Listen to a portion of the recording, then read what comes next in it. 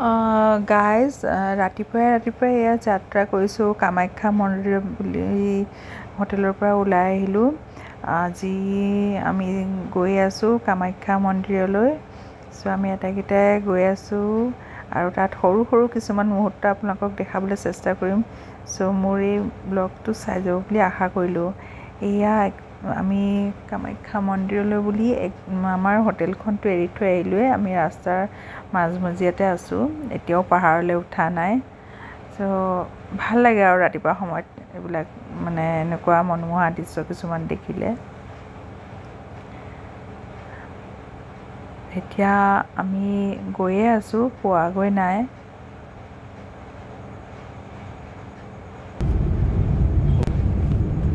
আৰু এইয়া পাহাৰলৈ উঠিবলৈ আমি আৰম্ভ কৰিছোঁ।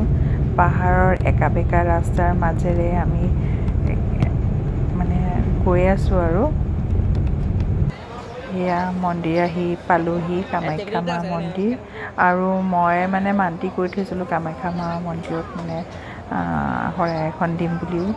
চ' মোৰ মানে বহুত বিশ্বাস আছে মাৰ ওপৰত। যি ভাবোঁ মায়ে মোক নিদিয়াকৈ নাথাকে, মানে দিয়েই। চ' মনটো বিৰাটেই ভাল লাগে মাৰ ওচৰলৈ আহিলে। আৰু এইদিনাখন ইমানেই ৰ'দ আছিলে নহয়, ভীষণ ৰ'দ আছিলে। চ' গৰমক আওকাণ কৰি হ'লেও মাক দৰ্শন কৰিবলৈ আহিছোঁ আৰু একদম বিৰাট ভাল লাগিছে। শৰাই বস্তুখিনি ল'লোঁ। এতিয়া মানে পূজাৰী বাবা এজনক দিছোঁ আৰু আমি ৰখি আছোঁ। আমি দৰ্শন কৰিবলৈ যাম আৰু কামাখ্যা মাৰ মন্দিৰ দৰ্শন কৰি অকণমান ওপৰতে তাৰ ওপৰতে বগলামা মন্দিৰ আছে, তালৈও অকণমান যাম বুলি ভাবি আছোঁ দেই। আৰু এই ছাগলীটো চাওকচোন, ইমানেই ডাঙৰ নহয়, বহুত ওখ। চ' এয়া আমাৰ মাক দৰ্শন কৰিলোঁ, পূজা দিয়া কমপ্লিট হৈ গ'ল। আৰু মানুহটোতো সদায় থাকেই তাত ভিৰ ভাৰ, বিৰাটেই ভাল লাগে মানে গাইজ। আৰু কিমান পুৰণি মন্দিৰ চাওক।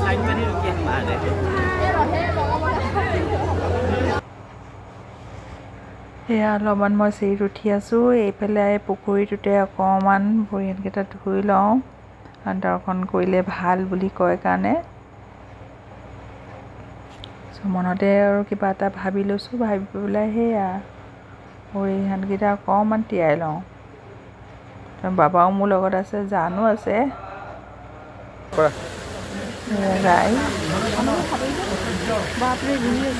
তিয়াই ল'লোঁ, সেৱাও কৰিলোঁ লগতে।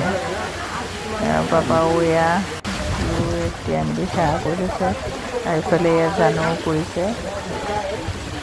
সময় পালে ইটোৱে সিটোৱে অকণমান ভিডিঅ'কেইটা লৈ দিওঁ আৰু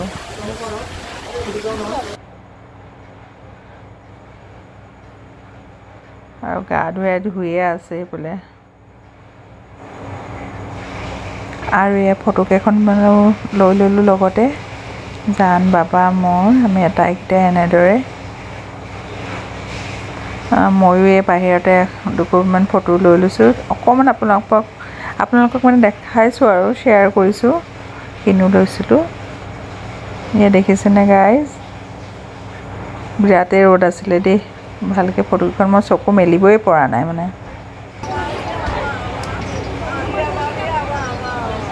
আৰু এয়া আমাৰ পূজাৰ যিখিনি শৰাই উলিয়াই দিয়া হ'ল, মানে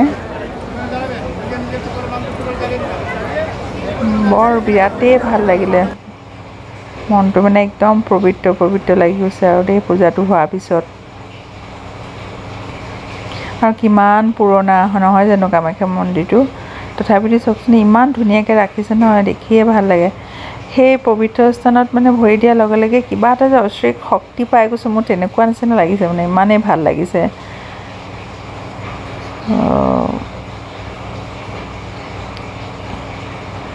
ভালদৰে দৰ্শন কৰিলোঁ, পূজাও কৰিলোঁ।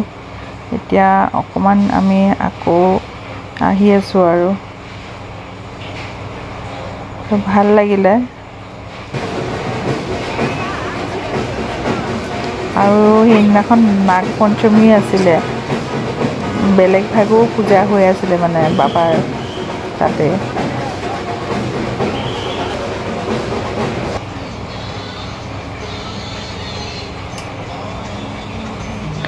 এয়া অকণমান এতিয়া শেষত বগলামা মন্দিৰো দৰ্শন কৰি লওঁ গাইজ। কামাখ্যা মা মন্দিৰ দৰ্শন কৰি এয়া বগলামা মা দৰ্শন কৰি অকণমান ব্ৰেকফাষ্টটো কৰি লৈছোঁ, চলা বতৰাকৈ খাই লৈছোঁ, যিহেতু ভোকো লাগিছে। 12টা বাজি গ'ল, একোৱেই খোৱা নাছিলোঁ ৰাতিপুৱাৰ পৰা। তাৰপিছত আমি পাৰ্ক এখনলৈ আহিলোঁ ওচৰৰ। ওলাই অহাৰ পিছত এয়া দেখিছেনে, জান বাবা মোৰ লগত আছে আৰু ইমান ৰ'দ, চকু যে মেলিব নোৱাৰা হৈ পৰিছোঁ। গুৱাহাটীত বিৰাটেই গৰম পাইছোঁ, বহুত গৰম হৈছিলে সেইদিনাখন, দেখিছেনে গাইজ। এই ব্ৰহ্মপুত্ৰৰ কাষতে একদম পাৰতে আৰু আমি ব্ৰহ্মপুত্ৰখন ইয়াৰ পৰা বহুত ধুনীয়াকৈ দেখিছোঁ। আৰু উমানন্দ মন্দিৰো ইয়াৰ পৰা ধুনীয়াকৈ মানে দেখা যায় আৰু পাহাৰটো চালে। সেই মাজৰ দ্বীপটোতে আছে, ইমান মানে যোৱাটো সম্ভৱ নহয় আৰু যিহেতু মোৰ বেমাৰ দেখাবলৈহে আহিছিলোঁ। ত' মাজতে অকণমান মাক দৰ্শন কৰিবলগীয়া আছিলে কাৰণে দৰ্শন কৰিলোঁ। চাঞ্চত সেই পাৰ্কতে সোমাই এইখিনি অকণমান চাই ল'লোঁ।